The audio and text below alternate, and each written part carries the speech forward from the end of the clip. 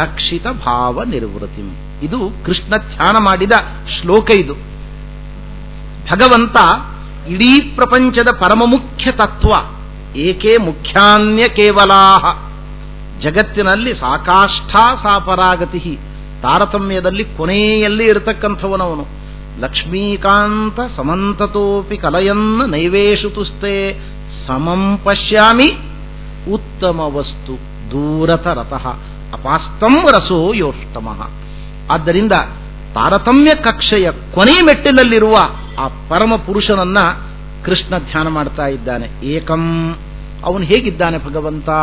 ಪರಂಜ್ಯೋತಿ, ಆ ಭಗವಂತ ಬೆಳಕಿನ ಪುಂಜನಾಗಿದ್ದಾನೆ. ಸೂರ್ಯಮಂಡಲದ ಒಳಗೆ ಅನಂತ ಸೂರ್ಯ ಪ್ರಕಾಶನಾಗಿದ್ದಾನೆ. ಒಂದು ಸೂರ್ಯನ ಬೆಳಕು ನಾವು ಅನುಭವಿಸಲಾರವು, ಕಣ್ಣು ಕುಕ್ತದೆ. ಇಂಥ ಸೂರ್ಯಮಂಡಲದ ಒಳಗೆ ಭಗವಂತ ಅನಂತ ಸೂರ್ಯ ಪ್ರಕಾಶವುಳ್ಳವನಾಗಿದ್ದಾನೆ. ಅವನ ಮಹಿಮೆ ನಮ್ಮ ಬುದ್ಧಿಗೆ ನಿಲುಕದೇ ಇರತಕ್ಕಂಥದ್ದು. ಅನನ್ಯಂ ಅದ್ವಯಂ, ಆ ಭಗವಂತನ ಅವಯವ ಗುಣರೂಪಗಳಲ್ಲಿ ಭೇದ ಇಲ್ಲ. ನಮ್ಮ ಕಣ್ಣು ಕೇವಲ ನೋಡಬಲ್ಲದು, ಕೇಳಲಾರದು. ಕಿವಿ ಕೇಳಬಲ್ಲದು, ನೋಡಲಾರದು. ಆದರೆ ಭಗವಂತನ ಎಲ್ಲ ಇಂದ್ರಿಯಗಳಿಗೆ ಎಲ್ಲ ಶಕ್ತಿಗಳಿದ್ದಾವೆ. ಅವನಿಗೆ ಸಮರಾಗಲಿ ಅಧಿಕರಾಗಲಿ ಯಾರೂ ಇಲ್ಲ. ತನ್ನ ಸಹಜವಾದ ಸಾಮರ್ಥ್ಯದಿಂದ ಎಲ್ಲ ವಿಕಾರಗಳನ್ನ ಮೆಟ್ಟಿ ನಿಂತಿರತಕ್ಕಂತಹ ಅನಂತ ಕಲ್ಯಾಣ ಗುಣ ಪರಿಪೂರ್ಣನಾದ್ದರಿಂದ ಬ್ರಹ್ಮ ಎನ್ನಿಸಿಕೊಂಡ ಜಗಜ್ಜನ್ಮಾದಿ ಕಾರಣನಾದ ವಿಷ್ಣುವನ್ನ ಕೃಷ್ಣ ಧ್ಯಾನ ಮಾಡಿದ ಅಂತ ಭಾಗವತ ಹೇಳುತ್ತದೆ. ಅದನ್ನ ರಾಯರು ವ್ಯಾಖ್ಯಾನ ಮಾಡ್ತಾ ಇದ್ದಾರೆ. ನಮಗೆ ಇದೇ ಅಭಿಪ್ರಾಯವನ್ನ ಸ್ಪಷ್ಟವಾಗಿ ತಿಳಿಸ್ತಾ ಇದ್ದಾರೆ. ಪ್ರಾತರ್ಥ್ಯಾಯನ್ ಪ್ರಸನ್ನಃ, ಬೆಳಗು ಜಾವದಲ್ಲಿ ಎದ್ದು ಕೃಷ್ಣ ದೇವರ ಧ್ಯಾನ ಮಾಡಬೇಕು ಅಂತ ಜಗತ್ತಿಗೆ ಪಾಠ ಹೇಳುವುದು ಎಷ್ಟು ಪರಿಣಾಮಕಾರಿ ಆಗ್ತದೋ ಗೊತ್ತಾಗುವುದಿಲ್ಲ. ಶಿಷ್ಯರು ಆ ಕಡೆ ಈ ಕಡೆ ನೋಡ್ತಾ ಇರ್ತಾರೆ. ಆದ್ದರಿಂದ ಕೃಷ್ಣ ಜಗತ್ತಿಗೊಂದು ತತ್ವವನ್ನು ತಿಳಿಸಿಕೊಟ್ಟ ನಮಗೆ. ನಾವು ಮಾಡಿದರೆ ಅದು ದೊಡ್ಡ ಪಾಠ ಕುಟುಂಬದಲ್ಲಿ. ಆದ್ದರಿಂದ ಯಾವಾಗಲೂ ಕೂಡ ನಾವು ಪ್ರವಚನದ ಮೂಲಕ ಹೇಳುವುದಕ್ಕಿಂತ ಜೀವನದ ಒಳಗೆ ಆ ತತ್ವಗಳನ್ನು ಅನುಷ್ಠಾನ ಮಾಡಿದಾಗ ಅದು ತುಂಬ ಪರಿಣಾಮಕಾರಿಯಾಗ್ತದೆ ಎಂಬುದನ್ನು ಜಗತ್ತಿಗೆ ತಿಳಿಸಲಿಕ್ಕೆ ಕೃಷ್ಣ ಬರೀ ಮಕ್ಕಳಿಗೆ ಉಪದೇಶ ಮಾಡಲಿಲ್ಲ. ತಾನು ಬೆಳಗು ಜಾವದಲ್ಲಿ ಎದ್ದು 4 ಗಂಟೆಗೆ ಎದ್ದು ಮುಖಮಾರ್ಜನ ಮಾಡಿಕೊಂಡು ಧ್ಯಾನ ಮಾಡಲಿಕ್ಕೆ ಪ್ರಾರಂಭ ಮಾಡಿದ. ಇಡೀ ಕುಟುಂಬದ ವಾತಾವರಣ ತಾನಾಗಿಯೇ ಎಲ್ಲರೂ ಕೂಡ ಧ್ಯಾನ ಮಾಡಲಿಕ್ಕೆ ಪ್ರಾರಂಭ ಮಾಡಿದರು. ಎಲ್ಲರೂ ಕೃಷ್ಣನಂತೆ ಅನುಷ್ಠಾನ ಮಾಡಲಿಕ್ಕೆ ಪ್ರಾರಂಭ ಮಾಡಿದರು. ಇದು ಜಗತ್ತಿಗೆ ನಾವು ಅನುಷ್ಠಾನದ ಮೂಲಕ ಪಾಠ ಹೇಳಬೇಕು ಅನ್ನುವ ತತ್ವವನ್ನ ಕೃಷ್ಣ ತಿಳಿಸಿಕೊಟ್ಟ. ಅಲ್ಲಿ ಬರ್ತದೆ ಭಾಗವತದಲ್ಲಿ, ಅಥಾಪ್ಲುತುಂಭಸ್ಯ ಮಲೇ ವಿಗಾಹ್ಯ ಕ್ರಿಯಾಕಲಾಪಂ ಪರಿಧಾಯ ವಾಸಸಿ ಚಕಾರ ಸಂಧ್ಯೋಪಗಮಾದಿ ಸತ್ತಮಃ ಹುತಾನಲೋ ಬ್ರಹ್ಮ ಜಜಾಪವಾಗ್ಯತಃ. ಕೃಷ್ಣ ಯಜುರ್ವೇದಿ, ಅವನು ಯಜುಶಾಖೆಯವನು. ನಿಮಗೆಲ್ಲ ಗೊತ್ತಿದೆ. ಶ್ರೀನಿವಾಸ ವಸಿಷ್ಠರಿಗೆ ಹೇಳಿದ, ವಸಿಷ್ಠರೇ, ಮದುವೆ ಸಮಯದಲ್ಲಿ ಸರಿಯಾಗಿ ಎಲ್ಲ ಮಂತ್ರಗಳಾಗಬೇಕು, ಗಟ್ಟಿಯಾಗಿ ಹೇಳಬೇಕು, ಮಂತ್ರದ ಮಂಗಲ ಧ್ವನಿ ಮೊಳಗಬೇಕು. ಯಾವ ವೇದ? ಯಜುಶಾಖ, ಯಜುರ್ವೇದದ ಮಂತ್ರಗಳು, ವಿಶೇಷವಾಗಿ ಯಜುರ್ವೇದದ ಮಂತ್ರಗಳಿಂದ ನಡಿಬೇಕು ಪ್ರಕ್ರಿಯೆಯಲ್ಲ. ಯಾಕೆಂದ್ರೆ ಅವನು ಯಜುಶಾಖೆಯವನು ಕೃಷ್ಣನು. ಆ ಕೃಷ್ಣನೇ ಶ್ರೀನಿವಾಸ ಅಲ್ವೇ, ಇಬ್ಬರು ಬೇರೆ ಅಲ್ಲಲ್ಲ. ಅದೇ ಸಂಬಂಧವನ್ನೇ ಹೇಳ್ಕೊಂಡಿದ್ದಾನವನು. ಅದನ್ನು ಈ ಶ್ಲೋಕದಲ್ಲಿ ಸ್ಪಷ್ಟಪಡಿಸಿದ್ದಾರೆ ನೋಡಿ ವ್ಯಾಸರು. ಯಜುಶಾಖೆಯವರು ಉದಯಕ್ಕಿಂತ ಮುಂಚೆ ಹೋಮ ಮಾಡುವವರು. ಆದ್ದರಿಂದ ಕೃಷ್ಣನ ಅನುಷ್ಠಾನ ಕ್ರಮ ನೋಡಿ. 4 ಗಂಟೆಗೆ ಎದ್ದ, ಧ್ಯಾನ ಪ್ರಕ್ರಿಯೆ ಪ್ರಾರಂಭ ಆಯಿತು. ಮುಖ ತೊಳೆದ ಮೇಲೆ ಧ್ಯಾನ ಪ್ರಕ್ರಿಯೆ ಈಗಾಗಲೇ ಆರಣ್ಯಕಾಚಾರ್ಯರು ಹೇಳಿದ ರೀತಿಯಲ್ಲಿ 2 ಘಟಿಕಾ ಧ್ಯಾನ ಅಂತ ಶಾಸ್ತ್ರ ಹೇಳುತ್ತದೆ. 48 ನಿಮಿಷ ಧ್ಯಾನ ಅಂತ ಇಟ್ಕೊಳ್ಳಿ. 4 5 ಗಂಟೆ ಆಯಿತು. ಆಮೇಲೆ ಲೌಕಿಕ ದೃಷ್ಟಿಯಿಂದ ಶೌಚಾಚಾರಗಳನ್ನು ಮುಗಿಸಿ ಕೃಷ್ಣ ಸ್ನಾನ ಮಾಡಿ ಅವಗಾಹನ ಸ್ನಾನ ಮಾಡಿ, ಅದು ಹಾಗೆ ಹೀಗೆ ಸ್ನಾನ ಅಲ್ಲ, ಅಥ ಆಪ್ಲುತಃ ಅಂಬಸಿ ಅವಗಾಹನ ಸ್ನಾನ ಮಾಡಿ ಕೃಷ್ಣ ಬಂದು ಗೋಪೀಚಂದನ ಎಲ್ಲ ಮುಟ್ಟಿಸಿಕೊಂಡು ಸಂಧ್ಯಾವಂದನೆ ಪ್ರಾರಂಭ ಮಾಡುವಾಗ 5:30 ಆಯಿತು ಅಂತ ಅಂದುಕೊಳ್ಳಿ. ಅಷ್ಟು ಸಮಯ ಬೇಕಲ್ಲ ನಾವು ಮಾಡಿ ಅನುಭವದಿಂದ ಹೇಳುವುದಾದರೆ. ಆಮೇಲೆ ಸಂಧ್ಯಾವಂದನೆ ಪ್ರಕ್ರಿಯೆ ಪ್ರಾರಂಭ ಮಾಡಿದ. ಸಂಧ್ಯಾವಂದನೆ ಪ್ರಕ್ರಿಯೆ ಪ್ರಾರಂಭ ಮಾಡುವಾಗ ಸಂಧ್ಯಾವಂದನೆಯಲ್ಲಿ 3 ಘಟ್ಟಗಳು. 1 ಅರ್ಘ್ಯೆ, 2ನೇದ್ದು ಗಾಯತ್ರಿ, 3ನೇದ್ದು ಉಪಸ್ಥಾನ. ಅದರಿಂದ ಕೃಷ್ಣ ಯಜುಶಾಖೆಯವನಾದ್ದರಿಂದ ಅವನೇನು ಮಾಡಿದ, ಮೊದಲು ಅರ್ಘ್ಯ ಕೊಟ್ಟ, ಅರ್ಘ್ಯಕ್ಕೆ ನಿಲ್ಲಿಸಿದ ಸಂಧ್ಯಾವಂದನೆಯನ್ನ. ಯಾಕೆ? ಅನುದಿತೇ ಜುಹೋತಿ, ಉದಯಕ್ಕಿಂತ ಮುಂಚೆ ಹೋಮ ಆಗಬೇಕು. ಅದರಿಂದ ಹೋಮ ಮಾಡಿದ, ತನ್ನ ಶಾಖೆಗೆ ಅನುಗುಣವಾಗಿ ಹೋಮ ಮುಗಿಸಿದ. ಹೋಮ ಮುಗಿಸುವಾಗ ಇನ್ನೇನು 6 ಗಂಟೆ 6:15 ಸೂರ್ಯೋದಯ ಆಗುವ ಸಮಯ. ಸೂರ್ಯೋದಯ ಇನ್ನು ಮೇಲೆ ಇನ್ನೊಂದು ನಿಮಿಷ, 2 ನಿಮಿಷ, 5 ನಿಮಿಷಕ್ಕಾಗತ್ತೆ. ಅಲ್ಲಿಯವರೆಗೆ ಗಾಯತ್ರಿಯ ತನಕ ಬಂದಿದ್ದ. ಈಗ ಏನು ಮಾಡಬೇಕು? ಆ ಸೂರ್ಯ ದರ್ಶನಾತ್ ತಿಷ್ಠೇತ್ ತತಸ್ತು ಉಪವಿಶೇತವ, ಸೂರ್ಯ ಕಾಣುವ ತನಕ ನಿಂತು ಗಾಯತ್ರಿ ಜಪ ಮಾಡಬೇಕು ಅಂತ ಉಂಟು. ಆಮೇಲೆ ಬೇಕಾದ್ರೆ ಕೂತ್ಕೊಳ್ಬಹುದು. ಅದಕ್ಕೆ ಕೃಷ್ಣ ಏನು ಮಾಡಿದ, ಇನ್ನೂ ಸೂರ್ಯ ಈ ಕ್ಷಣ ಆ ಕ್ಷಣ ಉದಯ ಆಗ್ತಾ ಇದ್ದಾನೆ, ಉದಯ ಆಗಿಲ್ಲ. ಅದಕ್ಕೋಸ್ಕರ ಸೂರ್ಯೋದಯ ಆಗುವ ತನಕ ನಿಂತು ಜಪ ಮಾಡ್ತೇನೆ ಅಂತ ಕೃಷ್ಣ ನಿಂತು ಜಪ ಮಾಡ್ತಾ ಇದ್ದಾನೆ. ತಿಷ್ಠಂ ಉದಯ ಪರ್ಯಂತಂ, ಕೃಷ್ಣ ನಿಂತು ಗಾಯತ್ರಿ ಜಪ ಮಾಡ್ತಾ ಇದ್ದಾನೆ. ಬ್ರಹ್ಮ ಜಜಾಪ ವಾಗ್ಯತಃ. ಅದಾದ ಮೇಲೆ ಸಂಧ್ಯಾವಂದನೆಯನ್ನು ಮುಂದುವರಿಸಿದ.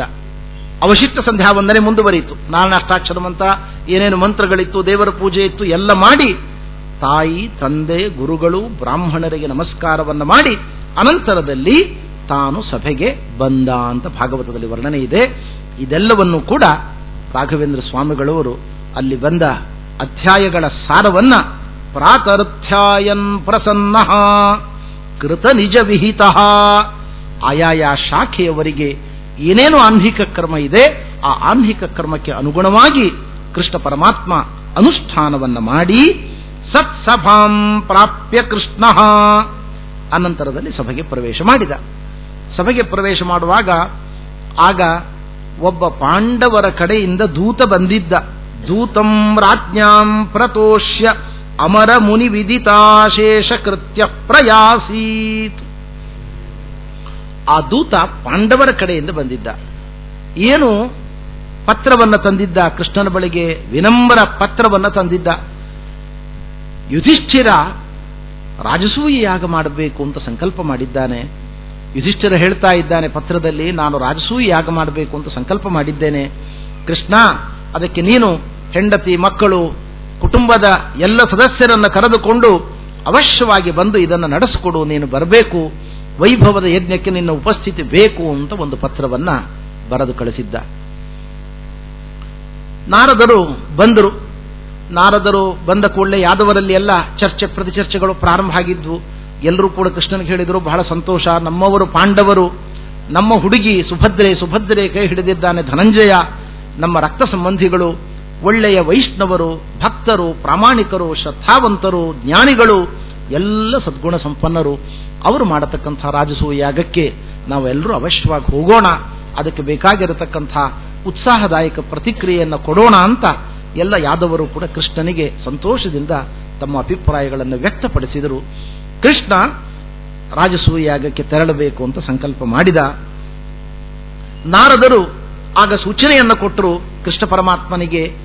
ಅವನ ತಂದೆಯಾಗಿರತಕ್ಕಂಥ ಪಾಂಡುರಾಜ ಇನ್ನೂ ಅಮರಾವತಿಯಲ್ಲಿ ಉನ್ನತವಾದ ಗೌರವವನ್ನು ಪಡೆದುಕೊಳ್ಳದೇ ಇರಲಿಕ್ಕೆ ಕಾರಣ ಅವನು ರಾಜಸೂಯ ಯಾಗ ಮಾಡದೇ ಇರುವುದು.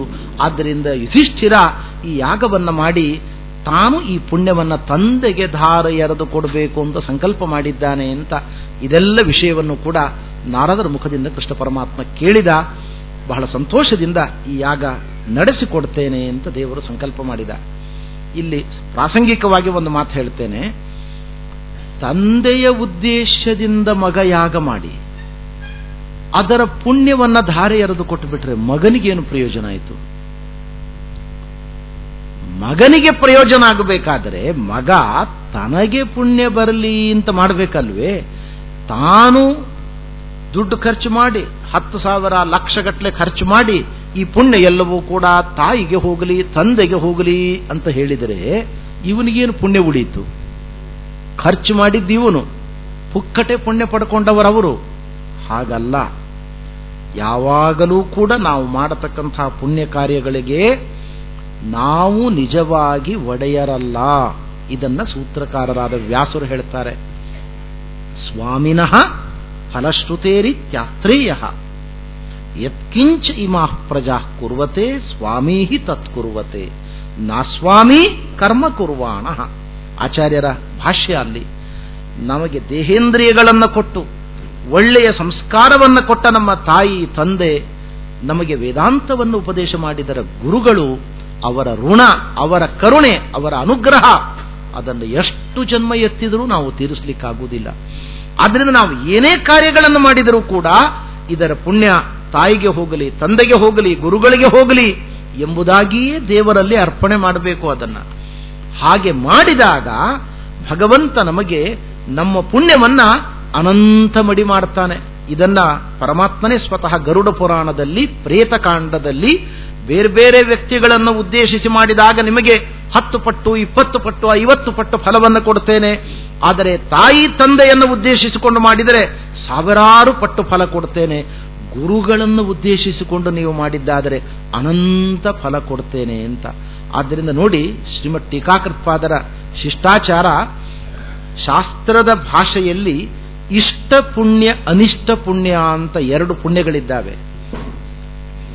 ಅನಿಷ್ಟ ಪುಣ್ಯ ಅಂದರೆ ದೇವತೆಗಳು ಭೂಮಿಯಲ್ಲಿ ಅವತಾರ ಮಾಡಿದಾಗ ಭಗವಂತ ಅವರಿಗೆ ಬೇಕಾದ ಸಂಪತ್ತು ಕೊಟ್ಟಿರ್ತಾನೆ. ಯಜ್ಞ, ಯಾಗ, ಅನ್ನದಾನ, ಜಲದಾನ, ಸರೋವರಗಳನ್ನು ಕಟ್ಟಿಸುವುದು, ಎಲ್ಲಾ ಜಾತಿಯವರಿಗೂ ಉಪಯುಕ್ತವಾಗಿರತಕ್ಕಂಥ ಕಾರ್ಯಗಳನ್ನು ಮಾಡುವುದು, ಹೀಗೆಲ್ಲ ಮಾಡಿ ಅಪಾರ ಪುಣ್ಯವನ್ನ ಸಂಪಾದನೆ ಮಾಡಿರ್ತಾರೆ. ಈಗ ನೋಡ್ರಿ, ನಮ್ಮ ರಾಯರೇ ಉದಾಹರಣೆ. ಅವರ ಪುಣ್ಯ ಎಷ್ಟಿದೆ ಅಂದರೆ ಬೆಟ್ಟದಂತೆ ಇದೆ. ಶಾಸ್ತ್ರದ ಭಾಷೆಯಲ್ಲಿ ಹೇಳುವುದಾದರೆ ಅದು ಅನಿಷ್ಟ ಪುಣ್ಯ. ಅಂದರೆ ಬೇಕಾದಷ್ಟು ಸಾಮಾಜಿಕ ಕಾರ್ಯಗಳು, ಧಾರ್ಮಿಕ ಕಾರ್ಯಗಳನ್ನು ಮಾಡಿ ಅದರಿಂದ ಬಂದಿರುವ ಪುಣ್ಯ. ಇನ್ನೊಂದು ಪುಣ್ಯ ಇದೆ ಅವರಿಗೆ, ಅದು ಇಷ್ಟ ಪುಣ್ಯ ಅಂತ ಹೇಳ್ತಾರೆ ಶಾಸ್ತ್ರದ ಭಾಷೆಯಲ್ಲಿ. ಅಂದರೆ ತತ್ವಪ್ರಕಾಶಿಕಕ್ಕೆ ವ್ಯಾಖ್ಯಾನ ಮಾಡಿದ್ದು, ಅಣುಭಾಷ್ಯಕ್ಕೆ ವ್ಯಾಖ್ಯಾನ ಮಾಡಿದ್ದು, ಚಂದ್ರಿಕಾಕ್ಕೆ ವ್ಯಾಖ್ಯಾನ ಮಾಡಿದ್ದು, ಸುಧೆಗೆ ವ್ಯಾಖ್ಯಾನ ಮಾಡಿದ್ದು, ಆಚಾರ್ಯರ ಗ್ರಂಥಗಳು, ಟೀಕಾ ಗ್ರಂಥಗಳು, ವ್ಯಾಸರಾಜರ ಗ್ರಂಥಗಳಿಗೆ ವ್ಯಾಖ್ಯಾನ ಮಾಡಿದ್ದೇನಿದೆಯಲ್ಲ, ಈ ಪುಣ್ಯವನ್ನು ಯಾರಿಗೂ ಬಿಟ್ಟು ಕೊಡುವುದಿಲ್ಲ. ಇದು ಶಾಸ್ತ್ರದ ಭಾಷೆಯಲ್ಲಿ ಜ್ಞಾನಿಗಳು ಇದನ್ನು ಇಟ್ಟುಕೊಳ್ತಾರೆ, ಇಷ್ಟ ಪುಣ್ಯ ಇದು. ಆದರೆ ಟೀಕಾಕೃತ್ಪಾದರು ನೋಡಿ, ಅನೇನ ಭಾವಿ ಯತ್ಪುಣ್ಯಂ ಅವಾಪ್ನೋತು ಗುರುರ್ಮಮ. ಈ ಗ್ರಂಥ ರಚನೆಯಿಂದ ನಮಗೇನು ಪುಣ್ಯ ಬಂದಿದೆ, ಇದು ನಮ್ಮ ಗುರುಗಳಿಗೆ ಹೋಗಲಿ ಅಂತ ಹೇಳ್ತಾರೆ. ಇದರ ತಾತ್ಪರ್ಯ ಏನು? ಗುರುಗಳಿಗೆ ಅರ್ಪಿಸಬಾರದ ಒಂದು ವಸ್ತು ಇಲ್ಲ. ಯಾವುದು ಇಷ್ಟಾಂತ ನಾವು ಪರಮಶ್ರದ್ಧೆಯಿಂದ ಕಾಪಾಡಿಕೊಳ್ತೇವೋ, ಅದರ ಬಗ್ಗೆ ತುಂಬ ಭಾವುಕತೆ ಶ್ರದ್ಧೆಯನ್ನು ತಾಳಿದ್ದೇವೋ, ಅಂಥ ಉತ್ತಮ ವಸ್ತುವನ್ನ ನಮಗೆ ಕೊಟ್ಟವರೇ ಗುರುಗಳು. ಅವರು ಕೊಡದೇ ಇದ್ದರೆ ನಾವು ಈ ವೇದಾಂತವನ್ನು ಓದಲಿಕ್ಕೆ ಸಾಧ್ಯ ಇತ್ತಾ? 4 ಮಂದಿಗೆ ವ್ಯಾಖ್ಯಾನ ಮಾಡಲಿಕ್ಕೆ ಸಾಧ್ಯ ಇತ್ತಾ? ಟೀಕಾ ಟಿಪ್ಪಣಿಗಳನ್ನು ಬರೀಲಿಕ್ಕೆ ಸಾಧ್ಯ ಇತ್ತಾ? ಆದ್ದರಿಂದ ಇಷ್ಟ ಪುಣ್ಯದ ಬಗ್ಗೆ ಜ್ಞಾನಿಗಳು ಲೋಭ ಮಾಡ್ತಾರೆ, ಇನ್ನೊಬ್ಬರಿಗೆ ಕೊಡುವುದಿಲ್ಲ ಅನ್ನೋದು ಗುರು ವ್ಯತಿರಿಕ್ತ ವಿಷಯ ಕಾದು. ಬೇರೆಯವರಿಗೆ ಅದನ್ನು ಧಾರೆ ಎರೆದು ಕೊಡುವುದಿಲ್ಲ. ಆದರೆ ಗುರುಗಳ ವಿಷಯದಲ್ಲಿ ಸರ್ವಸ್ವವನ್ನ ಶಿಷ್ಯನಾಗಿರತಕ್ಕಂಥ ವ್ಯಕ್ತಿ ಅರ್ಪಣೆ ಮಾಡಬೇಕು. ಅದು ಅನಂತ ಫಲಕ್ಕೆ ಕಾರಣ ಅಂತ ಪರಮಾತ್ಮ ಗರುಡ ಪುರಾಣದಲ್ಲಿ ಹೇಳಿದ್ದಾನೆ. ಅದು ಶಿಷ್ಟಾಚಾರ. ಶ್ರೀಮದ್ ಟೀಕಾಕೃತ್ಪಾದರು ತಮ್ಮ ಗ್ರಂಥಗಳ ಕೊನೆಯಲ್ಲಿ ಆಗಾಗ ಈ ಮಾತು ಹೇಳ್ತಾರೆ, ನಾವು ರಚನೆ ಮಾಡಿದ ಈ ಪವಿತ್ರವಾದ ಗ್ರಂಥದ ರಚನೆಯಿಂದ ಏನು ಪುಣ್ಯ ಬಂದಿದೆ, ಇದು ನಮ್ಮ ಗುರುಗಳಿಗೆ ಹೋಗಲಿ ಅಂತ. ಆದ್ದರಿಂದ ನಾವುಗಳು ಕೂಡ ಮನೆಯಲ್ಲಿ ತಾಯಿ ತಂದೆ ಗುರುಗಳನ್ನು ಉದ್ದೇಶಿಸಿ ನಾವು ಇದನ್ನು ಅರ್ಪಣೆ ಮಾಡಬೇಕು. ಅದರಿಂದ ಮಹಾಫಲ ನಮಗೆ ಕರ್ಮದಿಂದ ಉಂಟಾಗ್ತದೆ. ಅಲ್ಪ ಫಲದ ಬದಲು ಅನಂತ ಫಲ ಬರಬೇಕು ಅಂದರೆ ಗುರುಸ್ಮರಣೆ ನಮಗೆ ಅತ್ಯಂತ ಅವಶ್ಯಕವಾಗಿರತಕ್ಕಂಥದ್ದು. ಹಾಗೆ ಮಾಡಿದಾಗಲೇ ಮಹಾಫಲ. ನಾವು ಅವರ ಸ್ಮರಣೆ ಮಾಡದಿದ್ದರೂ ಅವರಿಗೆ ಬರುವ ಪುಣ್ಯ ಬಂದು ಬಿಡುತ್ತದೆ. ನಮಗೆ ಉಪದೇಶ ಮಾಡಿದ್ದಕ್ಕೋಸ್ಕರ, ಮಾರ್ಗದರ್ಶನ ಮಾಡಿದ್ದಕ್ಕೋಸ್ಕರ ಭಗವಂತ ಅವರಿಗೆ ಕೊಡಬೇಕಾದ ಪುಣ್ಯವನ್ನು ಕೊಟ್ಟು ಬಿಡ್ತಾನೆ. ಮುಕ್ತಾವಷ್ಟಗುಣಂ ಪುಣ್ಯಂ ಗುರುರಾಪ್ನೋತಿ ಶೋಭನಂ ಅಂತ ಅನುವ್ಯಾಖ್ಯಾನದಲ್ಲಿ ಆಚಾರ್ಯರು ಹೇಳ್ತಾರೆ. ಆದರೆ ಸಮರ್ಪಣೆ ಮಾಡುವ ಮೂಲಕ ನಮ್ಮ ವಿವೇಕ ಸಂಸ್ಕಾರಗಳನ್ನು ನಾವು ವ್ಯಕ್ತಗೊಳಿಸಬೇಕು ಅಷ್ಟೇ. ಆದ್ದರಿಂದ ಇದು ಅವಶ್ಯ ಕರ್ತವ್ಯ ಎಂಬುದನ್ನು ಜಗತ್ತಿಗೆ ತಿಳಿಸಲಿಕ್ಕೋಸ್ಕರವಾಗಿ ಯುಧಿಷ್ಠಿರ ತಂದೆಯ ಉದ್ದೇಶವನ್ನು ಇಟ್ಕೊಂಡು ರಾಜಸೂಯ ಯಾಗವನ್ನು ಮಾಡತಕ್ಕಂಥವನಾಗಿದ್ದಾನೆ. ಶಕ್ರಪ್ರಸ್ಥಂಚ ಮೂಭಿರ್ಬಹು ವಿಭವಯುತಂ ಬಂಧುಭಿರ್ಮಾನಿತೋಯಂ ಭೀಮೇನಾಪಾತ್ಯ ಬಾರ್ಹದ್ರಥಂ ಅಥ ನೃಪತೀನ್ ಮೋಚಯನ್ಮೇ ಪ್ರಸೀದೇತ್. ಸಭೆಗೆ ಬಂದ ಕೃಷ್ಣ ಪರಮಾದರದಿಂದ ವಡ್ಡೋಲಕದಲ್ಲಿ ಅವನನ್ನು ಕರೆತರಲಾಯಿತು. ಎಲ್ಲ ಆಯಿತು. ಯುಧಿಷ್ಠಿರ ಹೇಳಿದ, ಕೃಷ್ಣ ರಾಜಸೂಯಾಗ ಮಾಡಬೇಕು ಅಂತಿದ್ದೇನೆ, ಎಲ್ಲ ಯಜ್ಞಶಾಲೆ ತಯಾರಾಗಿದೆ, ಪುರೋಹಿತರು ತಯಾರಾಗಿದ್ದಾರೆ, ಎಲ್ಲ ಆಗಿದೆ. ಕೃಷ್ಣ ಹೇಳಿದ, ರಾಜಸೂಯ ಯಾಗ ಅಂದರೆ ಇದರ ನಿಯಮಗಳನ್ನೆಲ್ಲ ಸರಿಯಾಗಿ ತಿಳ್ಕೊಂಡಿದ್ದೀಯೋ ನೀನು? ಇದು ಪವಮಾನ ಹೋಮ ಧನ್ವಂತರಿ ಹೋಮದ ಹಾಗಲ್ಲ. ಇದಕ್ಕೆ ವಿಶೇಷ ಇದೆ. ಏನು ವಿಶೇಷ ಕೃಷ್ಣ? ಇಡೀ ಭೂಮಂಡಲದ ರಾಜಾಧಿರಾಜರನ್ನ ಗೆದ್ದು ಅವರ ಕಡೆಯಿಂದ ಕಪ್ಪ ಕಾಣಿಕೆ ತೆಗೆದುಕೊಂಡು ಬಂದ ಮೇಲೆ ಅಥಾತೋ ಬ್ರಹ್ಮ ಜಿಜ್ಞಾಸ ಇದ್ದ ಹಾಗೆ ಯಜ್ಞಕ್ಕೆ ನಿನಗೆ ಅಧಿಕಾರ ಸಂಪತ್ತಿ ಬರ್ತದೆ. ನೋಡಲ್ಲಿ ಪೂರ್ವ ದಿಕ್ಕಿನಲ್ಲಿ ಇಲ್ಲಿ ಕರ್ಣ ಇದ್ದಾನೆ, ಅಲ್ಲಿ ಜರಾಸಂಧ ಇದ್ದಾನೆ ಅಂತ ಇಷ್ಟು ಕೃಷ್ಣ ಹೇಳಿದ ಕೂಡಲೇ ಯುಧಿಷ್ಠಿರ ಕೈ ಮುಗಿದು ಬಿಟ್ಟ. ಕೃಷ್ಣ, ನನಗಿದೆಲ್ಲ ಗೊತ್ತಿರಲಿಲ್ಲ, ಏನೋ ದೊಡ್ಡ ಸಾಹಸಕ್ಕೆ ಕೈ ಹಾಕಿದ್ದೇನೆ. ಆ ಕರ್ಣ ಜರಾಸಂಧ 2 ಹೆಸರುಗಳು ಸಾಕು ನಾನು ನಿದ್ದೆಗೆಡ್ಲಿಕ್ಕೆ. ಅವರು ನಮ್ಮ ಯೋಗ್ಯತೆ ಅಲ್ಲ, ಅವರು ಸುದ್ದಿ ಬಿಟ್ಬಿಡು. ಹೇಗೂ ನೀವೆಲ್ಲ ಬಂದಿದ್ದೀರಿ ಬಾಂಧವರು, ಸುಖವಾಗಿ 1 ತಿಂಗಳು 2 ತಿಂಗಳು ನಿನಗೆ ಎಷ್ಟು ಕಾಲಾವಕಾಶ ಇದೆ ಅಷ್ಟು ಕಾಲಾವಕಾಶ ಇಲ್ಲಿದ್ದು ಆನಂದವಾಗಿ ನಮ್ಮೆಲ್ಲರಿಗೆ ಆನಂದವನ್ನು ಕೊಟ್ಟು ನೀನು ನಿನ್ನ ದ್ವಾರಕಾಪಟ್ಟಣಕ್ಕೆ ಪ್ರಯಾಣ ಮಾಡು. ನಮ್ಮ ಪಾಡಿಗೆ ನಾವು ಒಂದು ಸಣ್ಣ ಹೋಮ ಬಂದದ್ದಕ್ಕೆ ಯಾವುದನ್ನಾದರೂ ಮಾಡಿ ಮುಗಿಸಿಬಿಡ್ತೇನೆ, ಆ ರಾಜಸೂಯ ಆಗದ ಸಂಕಲ್ಪ ಕೈ ಬಿಟ್ಟು ಬಿಡ್ತೇನೆ ಎಂದ. ಅಂದರೆ ಯುಧಿಷ್ಠಿರನ ದೃಷ್ಟಿಯಲ್ಲಿ ಜರಾಸಂಧ ಕರ್ಣನನ್ನ ಗೆಲ್ಲುವ ಸಾಮರ್ಥ್ಯ ನಮ್ಮಲ್ಲಿ ಯಾರಿಗೂ ಇಲ್ಲ ಅನ್ನುವ ತಪ್ಪು ಕಲ್ಪನೆ ಇತ್ತು ಅವನಿಗೆ. ಅದಕ್ಕೆ ಕೃಷ್ಣ ಪರಮಾತ್ಮ ಹೇಳಿದ, ನನಗೆ ಜವಾಬ್ದಾರಿ ಕೊಡು, ನಾನು ಎಲ್ಲ ಮಾಡಿಸ್ತೇನೆ ಎಂದ. ಇದೇ ಭೀಮಸೇನನನ್ನು ಕರೆದುಕೊಂಡು ಹೋಗಿ ಕರ್ಣನನ್ನ ಗೆಲ್ಲಿಸಿ, ಕರ್ಣನನ್ನ ಗೆದ್ದು ಕರ್ಣನಿಗೆ ಪರಾಜಯವನ್ನು ಉಂಟು ಮಾಡಿ ಅನಂತರದಲ್ಲಿ ಬಾರ್ಹದ್ರತನಾಗಿರತಕ್ಕಂಥ ಜರಾಸಂಧನ ಬಳಿಗೆ ಹೋಗಿ ಜರಾಸಂಧನ ಸಂಹಾರವನ್ನ ಕೃಷ್ಣ ಪರಮಾತ್ಮ ಮಾಡಿಸಿದ. ಅದನ್ನ ಭೀಮಸೇನ ದೇವರು ಅರ್ಪಣೆಯೂ ಕೂಡ ಮಾಡಿದರು. ನಿರ್ಮೃದ್ದನ್ ಅತ್ಯಯತ್ನಂ ವಿಜರವರ ಜರಾಸಂಧಿಕಾಯಾಸ್ಥಿ ಸಂಧೀನ್ ಯುದ್ಧೇ ತ್ವಂ ಸ್ವತ್ವರೇವ ಪಶುಮಿವ ದಮಯನ್ ವಿಷ್ಣು ಪಕ್ಷದ್ವಿಡೀಶಂ ಯಾವತ್ ಪ್ರತ್ಯಕ್ಷಭೂತಂ ನಿಖಿಲ ಮಖಭುಜಂ ತರ್ಪಯಾಮಾಸಿ ಥಾಸೌ ತಾವತ್ಯಾಯೋಜಿ ತೃಪ್ತ್ಯ ಕಿಮು ವದ ಭಗವನ್ನ ರಾಜಸೂಯಾಶ್ವಮೇಧೆ. ಪೂಜ್ಯರೇ, ಶ್ರೀಮದ್ ಆಚಾರ್ಯರೇ, ತಾವು ಭೀಮಸೇನರಾಗಿರುವಾಗ ರಾಜಸೂಯ ಯಾಗವನ್ನು ಮಾಡಿದಿರಿ, ಅಶ್ವಮೇಧ ಯಾಗವನ್ನು ಮಾಡಿದಿರಿ. ನಿಜವಾಗಿ ಹಸೆಮಣೆಯ ಮೇಲೆ ಕುಳಿತು ಪುರೋಹಿತರು ಹೇಳಿದ ಸಂಕಲ್ಪವನ್ನ ಮಾಡಿದವ ಯುಧಿಷ್ಠಿರ. ಆದರೆ ಅದರಿಂದ ಬಂದ ಪುಣ್ಯ ಎಲ್ಲ ತಮಗೆ ಸೇರಿದ್ದು. ಯಾಕೆ? ವಿಷ್ಣುದ್ವೇಷಿಗಳಲ್ಲಿ ಅಗ್ರಗಣ್ಯನಾಗಿರತಕ್ಕಂಥವನು ಜರಾಸಂಧ. ಅವನ ಜೊತೆಗೆ ವಾಕ್ಯಾರ್ಥ ಮಾಡಿ ಸೋಲಿಸಿದಿರಿ, ಅನಂತರದಲ್ಲಿ ಬಾಹುಯುದ್ಧ ಮಾಡಿ ಸೋಲಿಸಿದಿರಿ. ಅವನನ್ನ ಪಶುಮಿವ ದಮಯನ್, ಒಂದು ಪಶುವನ್ನ ಯಜ್ಞದಲ್ಲಿ ಬಲಿ ಕೊಡುವಂತೆ ನೀವು ಜರಾಸಂಧನನ್ನ ವಿಷ್ಣುದ್ವೇಷಿಯಾದ ಪಶು ಎಂಬ ದೃಷ್ಟಿಯಿಂದ ವಿಶಸನ ಮಾಡಿ ಭಗವಂತನಿಗೆ ಅರ್ಪಣೆ ಮಾಡಿದ್ದೀರಿ. ಅದರಿಂದ ನೀವು ಸ್ಥೂಲ ದೃಷ್ಟಿಯಿಂದ ಮಾಡಿದ್ದು ಜರಾಸಂಧನ ಜೊತೆಗೆ ಯುದ್ಧ, ಅಂತರಂಗದ ದೃಷ್ಟಿಯಲ್ಲಿ ಅದು ದೊಡ್ಡ ಯಜ್ಞ. ಯಜ್ಞದಲ್ಲಿ ಬಲಿಪಶು ಬೇಕು. ಯಾವುದು ಬಲಿಪಶು? ಜರಾಸಂಧನೇ ಬಲಿಪಶು. ಆದ್ದರಿಂದ ನಿಮ್ಮ ಪ್ರತಿಯೊಂದು ಕ್ರಿಯೆ ಪ್ರಕ್ರಿಯೆಗಳು ಯಜ್ಞ ಅಂತ ತ್ರಿವಿಕ್ರಮ ಪಂಡಿತಾಚಾರ್ಯರು ಕೊಂಡಾಡಿದ್ದಾರೆ. ಮುಂದೆ ಇರತಕ್ಕಂಥ ಕೃಷ್ಣ ಪರಮಾತ್ಮನಿಗೆ ಅರ್ಪಣೆ ಮಾಡಿದ್ದೀರಿ, ನೀವು ನಿಜವಾಗಿಯೂ ಕೂಡ ಅದರ ಫಲಭಾಗ್ಯಗಳು ಅಂತ ಭೀಮಸೇನ ದೇವರ ಮಹಿಮೆಯನ್ನು ಕೊಂಡಾಡಿದ್ದಾರೆ. ಹಾಗೆ ಭೀಮೇನ ಅಪಾತ್ಯ ಬಾರ್ಹದ್ರಥಂ ಅಥ ನೃಪತೀನ್ ಮೋಚಯನ್ಮೇ ಪ್ರಸೀದೇತ್. ಅಂಥ ಕೃಷ್ಣ ಪರಮಾತ್ಮ ಭಕ್ತರ ಸಂಕಷ್ಟಗಳಿಂದ ಅವರನ್ನು ಬಿಡುಗಡೆಗೊಳಿಸಿ ಅವರ ಅಭೀಷ್ಟವನ್ನ ನೆರವೇರಿಸಿಕೊಟ್ಟಿರತಕ್ಕಂಥ ಕೃಷ್ಣ ನಮಗೆಲ್ಲ ಅನುಗ್ರಹವನ್ನ ಮಾಡಲಿ. ಜರಾಸಂಧನ ಬಳಿಗೆ ಬಂಧಿತರಾಗಿರತಕ್ಕಂಥ ಅನೇಕ ರಾಜಕುಮಾರರನ್ನ ಭಗವಂತ ವಿಮೋಚನೆಗೊಳಿಸಿದ, ಅವರಿಗೆ ಬಾಳು ಕೊಟ್ಟ, ಬೆಳಕು ಕೊಟ್ಟ ಅಂಥ ಕೃಷ್ಣ ಪರಮಾತ್ಮ ನಮ್ಮನ್ನ ಅನುಗ್ರಹಿಸಲಿ. ಪುತ್ರಂ ರಾಜ್ಯೇಸ್ಯ ಕೃತ್ವಾ ಹೃತಶಿರಸಮಥೋಚೇದಿ ರಾಜಂ ವಿಧಾಯ ಪ್ರೋದ್ಯಂತಂ ರಾಜಸೂಯಂ ಯಮಸುತ ವಿಹಿತಂ ಸಂಸ್ಥಿತಂ ಯೋ ವಿಧಾಯ ಶಕ್ರಪ್ರಸ್ಥಾತ್ ಪ್ರಯಾತಃ ನಿಜನಗರಮಸೌ ಸಾಲ್ವಭಗ್ನಂ ಸಮೀಕ್ಷ್ಯ ಕ್ರುದ್ಧೋ ಘ್ನನ್ ಅಬ್ಧಿಗಂತಂ ಶಿವವರಬಲಿನಂ ಯಾನ್ಪುರಂ ಯಾತು ನಿತ್ಯಂ. ಕೃಷ್ಣ ಪರಮಾತ್ಮನ ಅತ್ಯದ್ಭುತವಾದ ಮಹಿಮೆಯನ್ನ ಕೊಂಡಾಡ್ತಾ ಇದ್ದಾರೆ ಇಲ್ಲಿ ರಾಯರು. ಇಲ್ಲಿ ಜರಾಸಂಧನ ಸಂಹಾರ ಮಾಡಿದ. ಮನಸ್ಸು ಮಾಡಿದರೆ ಕೃಷ್ಣ ಆ ಎಲ್ಲ ರಾಜ್ಯ ಸಂಪತ್ತನ್ನ ತಾನು ಸ್ವೀಕಾರ ಮಾಡಬಹುದಾಗಿತ್ತು. ಅಖಿಲಾಂಡ ಕೋಟಿ ಬ್ರಹ್ಮಾಂಡದ ಒಡೆಯನಾದ ಕೃಷ್ಣನಿಗೆ ಈ ಪುಟ್ಟ ರಾಜ್ಯದಿಂದ ಏನಾಗಬೇಕು? ಅವನಿಗೆ ಅವನ ಮಗನನ್ನೇ ಅಲ್ಲಿ ಪಟ್ಟಾಭಿಷೇಕ ಮಾಡಿದ. ಧರ್ಮ ನ್ಯಾಯಗಳಿಂದ ಪ್ರಜೆಗಳನ್ನ ಆಳು ಅಂತ ಶಾಸನ ಮಾಡಿ ಅಲ್ಲಿಂದ ಹೊರಟು ಬಿಟ್ಟ ದೇವರು. ಅವನಿಗೇನಾಗಬೇಕಾಗಿದೆ?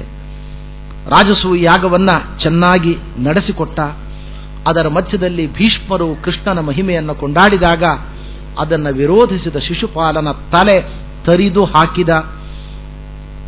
ಅನಂತರದಲ್ಲಿ ಶಕ್ರಪ್ರಸ್ಥದಲ್ಲಿ ಇರುವಾಗ ಕೃಷ್ಣನಿಗೊಂದು ಸುದ್ದಿ ಬಂತು. ರುದ್ರದೇವರ ವರಬಲದಿಂದ ತೃಪ್ತನಾದ ದುರಹಂಕಾರಿಯಾದ ಸಾಲ್ವ ನಮ್ಮ ಪಟ್ಟಣದ ಮೇಲೆ ಆಕ್ರಮಣ ಮಾಡಿದ್ದಾನೆ ಅಂತ ಕೃಷ್ಣನಿಗೆ ಗೊತ್ತಾಯಿತು. ಕೂಡಲೇ ಅಲ್ಲಿಂದ ಕೃಷ್ಣ ಪರಮಾತ್ಮ ಗರುಡಾರೂಢನಾಗಿ ಬಂದು ಆ ಸಾಲ್ವನ ಜೊತೆಗೆ ಯುದ್ಧ ಮಾಡಿ ಶಿವವರದಿಂದ ದುರ್ಮದನಾಗಿರತಕ್ಕಂಥ ಅವನನ್ನ ಸಂಹಾರ ಮಾಡಿ, ಅನಂತರದಲ್ಲಿ ಕೃಷ್ಣ ಪರಮಾತ್ಮ ದ್ವಾರಕಾಪಟ್ಟಣವನ್ನ ಸಾಗರದ ಒಳಗೆ ನಿರ್ಮಾಣ ಮಾಡಿರತಕ್ಕಂಥವನಾಗಿದ್ದಾನೆ.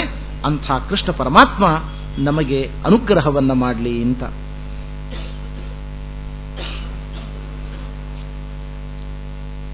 ಕೊನೆಯದಾಗಿ ದೌತ್ಯಂ ಕುರ್ವನ್ನನಂತಾಃ ನಿಜರುಚಿರತನೂರ್ ದರ್ಶಯನ್ ದಿವ್ಯ ದೃಷ್ಟೇ ಗೀತಾ ತತ್ವೋಪದೇಶಾತ್ ರಣಮುಖ ವಿಜಯಸ್ಯಾಚರನ್ ಸಾರಥಿತ್ವಂ ನೀತ್ವಾ ಕೈಲಾಸಮೇನಂ ಪಶುಪತಿ ಮುಖತಃ ದಾಪಯಿತ್ವಾಸ್ತ್ರಮಸ್ಮೈ ಭೀಮೇನ ಅಪಾತ್ಯ ದುಷ್ಟಂ ಕ್ಷಿತಿಪತಿಮಕರೋತ್ ಧರ್ಮರಾಜಂತಮೀಡೆ. ಇದು 26ನೆಯ ಹಾಗೂ ಈ ಪವಿತ್ರ ಗ್ರಂಥದ ಕೃಷ್ಣ ಚಾರಿತ್ರ ಮಂಜರಿಯ ಕೊನೆಯ ಶ್ಲೋಕ. ದೌತ್ಯಂ ಕುರ್ವನ್, ಪ್ರಪಂಚದಲ್ಲಿ ಅಖಿಲಾಂಡ ಕೋಟಿ ಬ್ರಹ್ಮಾಂಡ ನಾಯಕನಾಗಿರತಕ್ಕಂಥ ಕೃಷ್ಣನ ಭಕ್ತ ವಾತ್ಸಲ್ಯಕ್ಕೆ ಇದಕ್ಕಿಂತ ದೊಡ್ಡ ದಾಖಲೆ ಇನ್ನೊಂದಿಲ್ಲ. ಕೃಷ್ಣ ಹೇಳಿದ 2 ಕುಟುಂಬಗಳ ನಿಮಿತ್ತದಿಂದ ರಕ್ತ ಕ್ರಾಂತಿಯಾಗುವುದು ಬೇಡ. ಇಡೀ ದೇಶದಲ್ಲಿ ಕಂಡಲ್ಲಿ ಯುವಕರ ಮರಣ, ವಿಧವೆಯರನ್ನ ಕಾಣುವಂತಹ ದುರಂತ ಒದಗಿ ಬರುವುದು ಬೇಡ. ನಿಮ್ಮೆಲ್ಲರ ಸೌಖ್ಯಕ್ಕೋಸ್ಕರವಾಗಿ ನಾನು ಹೋಗಿ ದುರ್ಯೋಧನನ ಬಳಿಗೆ ದೂತನಾಗಿ, ಪಾಂಡವರ ದೂತನಾಗಿ ಹೋಗಿ 5 ಗ್ರಾಮಗಳನ್ನು ಕೊಡು ಸಾಕು, ಪಾಂಡವರು ಯುದ್ಧ ಮಾಡುವುದಿಲ್ಲ, ನಾನು ತಡೀತೇನೆ ಅಂತ ಹೇಳ್ತೇನೆ ಅಂತ ಪರಮಾತ್ಮ ದೂತನಾಗಿ ಅಲ್ಲಿಗೆ ಬರತಕ್ಕಂಥವನಾಗಿದ್ದಾನೆ. ದುಷ್ಟ ದುರ್ಯೋಧನಾದಿಗಳವನನ್ನು ಕಟ್ಟಿ ಹಾಕಬೇಕು ಅಂತ ಪ್ರಯತ್ನ ಮಾಡಿದಾಗ ಅನಂತಾಹ ನಿಜ ರುಚಿರತನೂಹು, ತನ್ನ ದಿವ್ಯವಾಗಿರತಕ್ಕಂಥ ವಿಶ್ವರೂಪವನ್ನು ಭಗವಂತ ತೋರಿಸಿದ್ದಾನೆ. ಆ ವಿಶ್ವರೂಪವನ್ನ ತತ್ಕಾಲದಲ್ಲಿ ಧೃತರಾಷ್ಟ್ರ ನೋಡಿದ್ದಾನೆ. ಅವನಿಗೆ ದಿವ್ಯ ದೃಷ್ಟಿಯನ್ನು ಕೊಟ್ಟು ಭಗವಂತ ಅನುಗ್ರಹ ಮಾಡಿ ತೋರಿಸಿದ್ದಾನೆ. ಅಂಥ ದಿವ್ಯ ಮಂಗಲ ರೂಪವನ್ನ ಸಾಧಕರಾಗಿರತಕ್ಕಂಥವರು ಸಜ್ಜನರು ಭೀಷ್ಮ ದ್ರೋಣಾದಿಗಳು ಕಂಡಿದ್ದಾರೆ. ಅಲ್ಲಿ ಆ ದಿವ್ಯ ದೃಷ್ಟಿಯಿಂದ ಎಲ್ಲ ಭಕ್ತರು ಅನುಗ್ರಹೀತರಾದರು. ದುಷ್ಟರು ತಮ್ಮ ದೌಷ್ಟ್ಯವನ್ನ, ದ್ವೇಷವನ್ನು ಹೆಚ್ಚು ಬೆಳೆಸಿಕೊಂಡ್ರು. ಭಗವಂತನ ಪ್ರತಿಯೊಂದು ಕ್ರಿಯೆ ಪ್ರಕ್ರಿಯೆಯೂ ಕೂಡ ವಿಭೋ ಕ್ರಿಯೈಕ ಹ್ಯುರು ಕಾರ್ಯ ಸಾಧಿಕ ಅಂತ ವಾದರಾಜ ಸ್ವಾಮಿಗಳು ತಮ್ಮ ರುಕ್ಮಿಣೀಶ ವಿಜಯದಲ್ಲಿ ಹೇಳಿದಂತೆ, ಭಗವಂತನ ಪ್ರತಿಯೊಂದು ಕ್ರಿಯೆಯ ಒಳಗೂ ಕೂಡ ಭಕ್ತರಿಗೆ ಆನಂದೋದ್ರೇಕ, ದ್ವೇಷಿಗಳಿಗೆ ದ್ವೇಷೋದ್ರೇಕ. ಇದನ್ನು ನೋಡಿದಾಗ ದುರ್ಯೋಧನ ಹೊಟ್ಟೆ ಹುರಿದುಕೊಂಡು ಬಿಟ್ಟ. ಏನೋ ಕೃಷ್ಣ ಒಂದು ಮೆಸ್ಪರಿಸಮ್ ಮಾಡ್ತಾ ಇದ್ದಾನೆ, ಅವನಲ್ಲಿ ಏನೋ ತಂತ್ರ ಕುತಂತ್ರ ನಾನಾ ಬಗೆಯ ವಿದ್ಯೆಗಳಿದ್ದಾವೆ. ಇಡೀ ಜಗತ್ತಿಗೆ ಏನೋ ತಾನು ಸಾರ್ವಭೌಮ, ತಾನೇ ದೇವರು ಅನ್ನುವ ಮೋಹ ಹುಟ್ಟು ಹಾಕಿಬಿಟ್ಟಿದ್ದಾನೆ. ಅವನ ಇಂದ್ರಜಾಲಿಕ ವಿದ್ಯೆಯ ಪ್ರಾವೀಣ್ಯ ಬಹಳ ವಿಚಿತ್ರವಾದದ್ದು ಅಂತ ದುರ್ಯೋಧನಾದಿಗಳು ದ್ವೇಷದ ಪರಾಕಾಷ್ಠೆಯನ್ನ ತಲುಪಲಿಕ್ಕೆ ಈ ಘಟನೆ ಕಾರಣ ಆಯಿತು. ಭೀಷ್ಮದ್ರೋಣಾದಿಗಳು ಸಜ್ಜವರು ಯಾರ್ಯಾರಿದ್ದಾರೆ, ದೇವತೆಗಳು ಅವತಾರ ಮಾಡಿದವರು, ಅವರಿಗೆಲ್ಲ ಕೃಷ್ಣನಲ್ಲಿ ಭಕ್ತ್ಯುದ್ರೇಕಕ್ಕೆ ಈ ಘಟನೆ ವಿಶ್ವರೂಪ ಪ್ರದರ್ಶನ ಕಾರಣವಾಯಿತು. ಅನಂತರದಲ್ಲಿ ಗೀತಾ ತತ್ವೋಪದೇಶಾತ್ ರಣಮುಖ ವಿಜಯಸ್ಯಾಚರನ್ ಸಾರಥಿತ್ವಂ. ಯಾವಾಗ ವಿಜಯ ಅಂದರೆ ಅರ್ಜುನ ನಾನು ಯುದ್ಧ ಮಾಡಲಾರೆ ಅಂತ ಉಪರತನಾದ, ಅವನಿಗೆ ಗೀತಾ ತತ್ವೋಪದೇಶವನ್ನು ಮಾಡಿ ಅವನಿಗೆ ಶಕ್ತಿಯನ್ನು ತುಂಬಿದ, ಧೈರ್ಯವನ್ನು ತುಂಬಿದ, ಕರ್ತವ್ಯ ಪ್ರಜ್ಞೆಯನ್ನು ತುಂಬಿದ, ಜೊತೆಗೆ ಅವನ ಸಾರಥಿಯಾಗಿ, ವಿಜಯ ಸಾರಥಿಯಾಗಿ ಅವನ ತಲೆ ಕಾಯ್ದ. ಬರೀ ವಿಜಯನ ತಲೆ ಕಾಯ್ದದ್ದಲ್ಲ, ಎಲ್ಲ ಪಾಂಡವರ ತಲೆ ಕಾಯ್ದ ಭಗವಂತ. ನೀತ್ವಾ ಕೈಲಾಸಮೇನಂ ಪಶುಪತಿ ಮುಖತಃ ದಾಪಯಿತ್ವಾಸ್ತ್ರಮಸ್ಮೈ. ಅವನಿಗೆ ಪಾಶುಪತಾಸ್ತ್ರವನ್ನು ಕೊಡಿಸಬೇಕಾದ ಪ್ರಸಂಗ ಬಂತು. ಸೈಂಧವನ ಸಂಹಾರ ಕಾಲದಲ್ಲಿ ಅರ್ಜುನನಿಗೆ ದೊಡ್ಡ ವಿಪತ್ತು ಬಂತು. ಅಂಥ ಪ್ರಸಂಗದಲ್ಲಿ ಸ್ವಪ್ನದಲ್ಲಿ ಅವನನ್ನ ಕೈಲಾಸಕ್ಕೆ ಕರೆದುಕೊಂಡು ಹೋಗಿ ಕೃಷ್ಣ ಪರಮಾತ್ಮ ರುದ್ರದೇವರ ಅನುಗ್ರಹಕ್ಕೆ ಪಾತ್ರನನ್ನಾಗಿ ಮಾಡಿ ಪಾಶುಪತಾಸ್ತ್ರವನ್ನ ಪಡೆಯುವಂತೆ ಮಾಡಿ ಅದರ ಮೂಲಕ ಸೈಂಧವನ ಸಂಹಾರ ಆಗುವಂತೆ ಕೃಷ್ಣ ಪರಮಾತ್ಮ ಮಾಡಿದ. ಹೀಗೆ ಭಕ್ತ ವತ್ಸಲನಾದ ಸ್ವಾಮಿ ತನ್ನ ಭಕ್ತರನ್ನ ವಿಪತ್ತುಗಳಿಂದ ಪಾರುಗಾಣಿಸತಕ್ಕಂಥ ಅವನ ವೈಭವ. ಭೀಮೇನ ಅಪಾತ್ಯ ದುಷ್ಟಂ, ದುಷ್ಟ ದುರ್ಯೋಧನ ನೀರಿನ ಒಳಗೆ ಸೇರಿಕೊಂಡು ಮತ್ತೆ ಪುನಃ ತನ್ನವರನ್ನು ಬದುಕಿಸಬೇಕು ಅನ್ನುವ ಕೆಟ್ಟ ತಂತ್ರದಿಂದ ಒಳಗೆ ಪ್ರವೇಶ ಮಾಡಿದಾಗ ಬಿರುನುಡಿಗಳಿಂದ ಅವರನ್ನು ಹೊರಗೆ ಸೆಳೆದು ಹೊರಗೆ ಕರೆಸಿ ಭೀಮನ ಜೊತೆಗೆ ಯುದ್ಧ ಮಾಡಿಸಿ ಅವನ ಸಂಹಾರವನ್ನು ಮಾಡಿಸಿದ. ಕ್ಷಿತಿಪತಿ ಮಕರೋತ್ ಧರ್ಮರಾಜಂ, ಧರ್ಮರಾಜನನ್ನ ಯುಧಿಷ್ಠಿರನನ್ನ ಭೂಮಂಡಲದ ಸ್ವಾಮಿಯನ್ನಾಗಿ ಮಾಡಿದ. ಅಂಥ ಭಕ್ತವತ್ಸಲನಾಗಿರತಕ್ಕಂಥ ಕೃಷ್ಣ ಶಿಷ್ಟರಿಗೆ ಅನುಗ್ರಹ, ದುಷ್ಟರಿಗೆ ಶಿಕ್ಷೆಯನ್ನು ಮಾಡುವ ಸ್ವಾಮಿ ನಮ್ಮ ಮೇಲೆ ಅನುಗ್ರಹವನ್ನು ಮಾಡಲಿ. ಅಂಥ ಕೃಷ್ಣ ಪರಮಾತ್ಮನನ್ನ ನಾನು ಆರಾಧಿಸ್ತೇನೆ, ಪ್ರಾರ್ಥಿಸ್ತೇನೆ, ಉಪಾಸನೆ ಮಾಡ್ತೇನೆ ಎಂಬುದಾಗಿ ರಾಯರು ಈ ಕೃತಿಯನ್ನ ಕೊನೆಗೊಳಿಸಿದ್ದಾರೆ. ರಾಯರ ಈ ಕೃತಿಯಲ್ಲಿ ಆಚಾರ್ಯರ ಶೈಲಿ, ಏನನ್ನೂ ಕೇಳುವ ಕ್ರಮ ಇಲ್ಲ. ಭಗವಂತ ಅವನ ಸ್ತೋತ್ರವನ್ನು ಮಾಡುತ್ತೇನೆ, ಅವನ ಪ್ರಾರ್ಥನೆಯನ್ನು ಮಾಡ್ತೇನೆ, ಅವನ ಧ್ಯಾನವನ್ನು ಮಾಡುತ್ತೇನೆ ಅನ್ನುವ ಆಚಾರ್ಯರ ಶೈಲಿಯನ್ನ ರಾಯರೂ ಕೂಡ ಇಲ್ಲಿ ಅನುಕರಣೆ ಮಾಡಿದ್ದಾರೆ. ಭಗವಂತನನ್ನ ಆರಾಧನೆ ಮಾಡಿರತಕ್ಕಂಥ ವ್ಯಕ್ತಿಗಳಿಗೆ ಉಳಿದದ್ದೆಲ್ಲ ಆಪತ್ತಿನ ಪರಿಹಾರ ಮತ್ತು ಸಂಪತ್ತು ದೊರಕುವುದು ತುಂಬ ಅನಾಯಾಸವಾಗಿರತಕ್ಕಂಥದ್ದು. ಪರಮ ಪೂಜ್ಯ ಶ್ರೀಪಾದಂಗಳವರು ಇವತ್ತು ಬೆಳಿಗ್ಗೆ ಮಾಡಿದ ವ್ಯಾಖ್ಯಾನ ತುಂಬ ಅಪೂರ್ವವಾದ್ದು. ನಾನೂ ರಾಯರ ಸ್ತೋತ್ರದ ಪ್ರವಚನ ಅಲ್ಲಿ ಇಲ್ಲಿ ಮಾಡಿದ್ದೇನೆ ಚೂರು ಚೂರು. ಆದರೆ ಇವತ್ತು ಕೊಟ್ಟ ಅವರ ವಿಷನ್ನು ಇನ್ನು 100 ಜನ್ಮ ಎತ್ತಿದರೂ ನಮ್ಮಂಥವರಿಗೆ ಬರಲಿಕ್ಕೆ ಸಾಧ್ಯ ಇಲ್ಲ. ಅಂಥ ಅದ್ಭುತವಾದ ಅರ್ಥವನ್ನ ಅವರು ಹೇಳಿದರು. ಹಾಗೆ ಅದೊಂದು ಗುರು ಕಾರುಣ್ಯ, ಅವರ ತಪಸ್ಸಿನ ಫಲ ಅದು. ದೃಶ್ಯಂತೆ ಹಿ ಅಕಥಿತಾಹ್ಯರ್ಥ, ಗುರುಗಳು ಉಪದೇಶ ಮಾಡದೇ ಇರುವ ಅನೇಕಾರ್ಥಗಳು ಅವರಿಗೆ ಸ್ಫುರಣಾಗ್ತದೆ. ಇದನ್ನು ನಾನು ಯಾಕೆ ನಿಮಗೆ ಹೇಳಿದೆ ಅಂತಂದರೆ, ರಾಯರ ವ್ಯಕ್ತಿತ್ವ ಅಂಥದ್ದು. ರಾಯರ ಗ್ರಂಥಗಳ ಅಧ್ಯಯನದಿಂದ ಅಂಥ ಸ್ಫೂರ್ತಿಯನ್ನ ಪಡೆದುಕೊಳ್ಳಲಿಕ್ಕೆ ಸಾಧ್ಯವಾಗ್ತದೆ.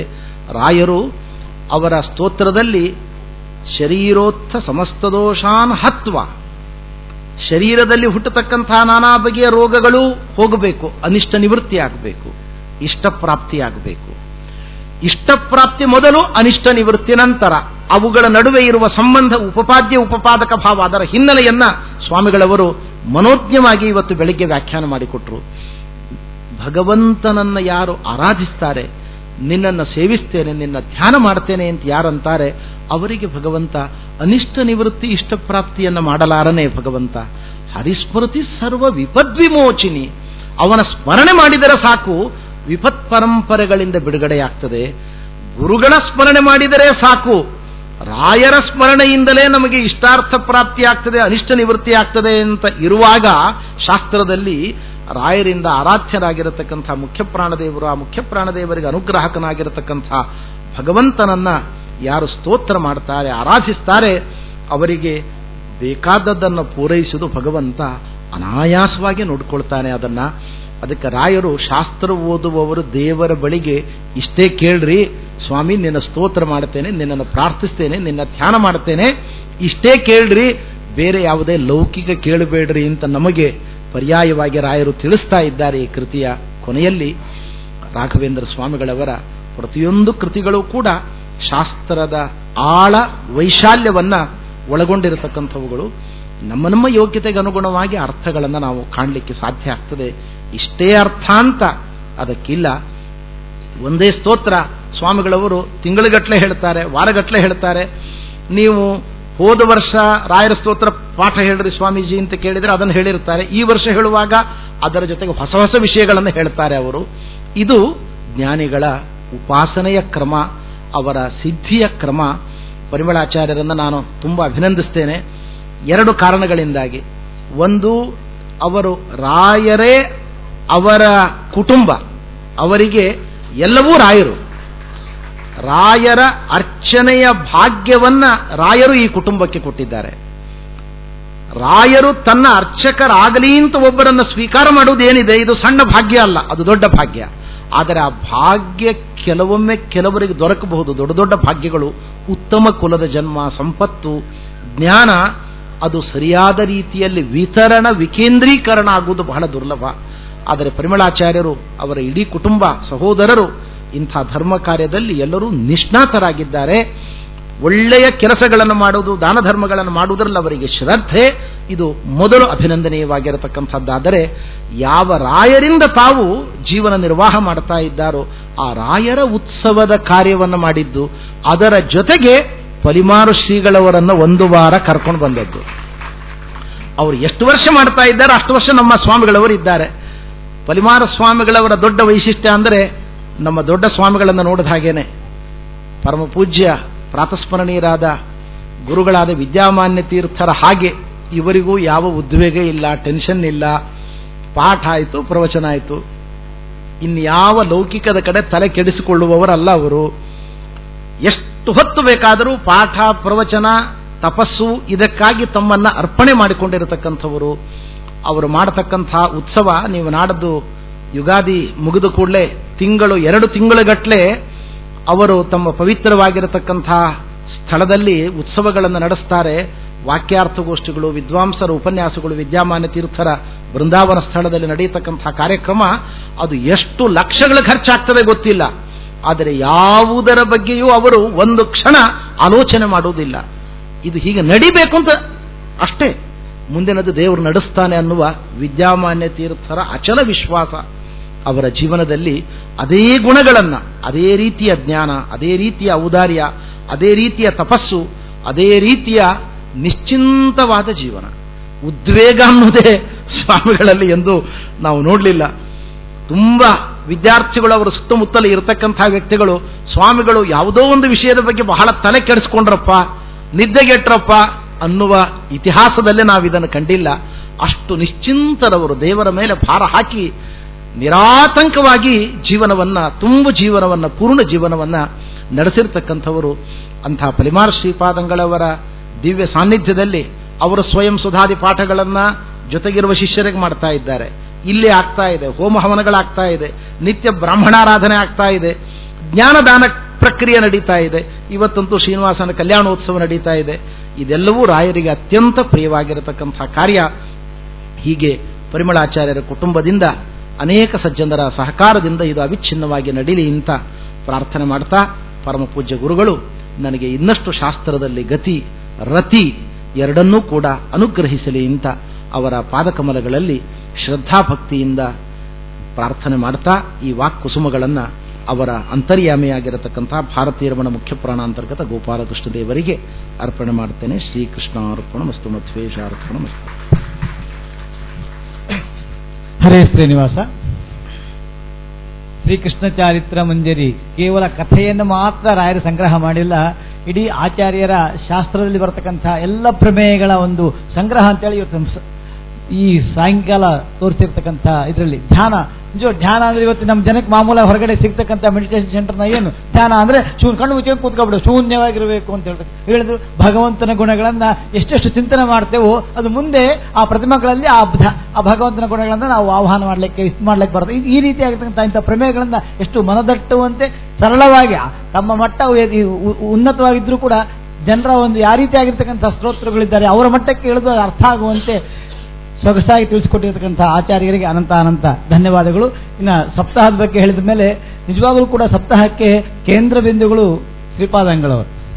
ಶ್ರೀಪಾದಂಗಳವ್ರನ್ನ 7 ದಿವಸ ನಾವು ಕರೆಸಿ ಕೂತಿದ್ದಲ್ಲ, ಅವರು ಪರಮಾನುಗ್ರಹ ಮಾಡಿ ಈ ನಮ್ಮ ಸಪ್ತಾಹಕ್ಕೆ ಆಗಮಿಸ್ತಕ್ಕಂಥದ್ದು. ಆ ಆಚಾರ್ಯಕರಾರ್ಚಿತ ಆಗಿರ್ತಕ್ಕಂಥ ಆ ಭಗವಂತನ ಪೂಜೆ ಮಾಡಿ ನಿತ್ಯ ಅದರಿಂದ ಅವನಿಗೆ ನಿವೇದಿತವಾಗಿರ್ತಕ್ಕಂಥ ಇದನ್ನ ರಾಯರಿಗೆ ಹಸ್ತೋದಕ ಮಾಡ್ತಾರಲ್ಲ, ಆ ಒಂದು ಬಲದಿಂದ ರಾಘವೇಂದ್ರ ಸಪ್ತಾಹ ನಡೀತದ ಅಂತ ಹೇಳಿ ನಾನು ಸಭಾಮುಖ ಹೇಳೋಕ್ಕೆ ಬಹಳ ಸಂತೋಷ ಪಡ್ತೇನೆ ಅಂತ ಆಚಾರ್ಯರು ಶ್ರೀಪಾದಂಗಳವರಿಂದ ರಾಯರ ಮಂತ್ರಾಕ್ಷತೆಯನ್ನು ಸ್ವೀಕಾರ ಮಾಡಬೇಕಾಗಿ ಪ್ರಾರ್ಥನೆ.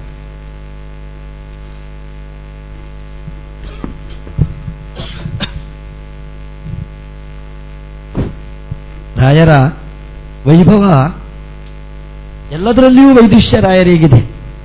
ಪ್ರಮಾಣ ಗ್ರಂಥದಲ್ಲಿ ಅಪಾರವಾದ ಪಾಂಡಿತ್ಯ, ನಿರ್ಣಾಯಕ ಪ್ರಪಂಚದಲ್ಲಿ ರಾಯರ ವಿದ್ವತ್ತ ಅದು ಹೇಳಲಿಕ್ಕೆ ಸಾಧ್ಯ ಇಲ್ಲ.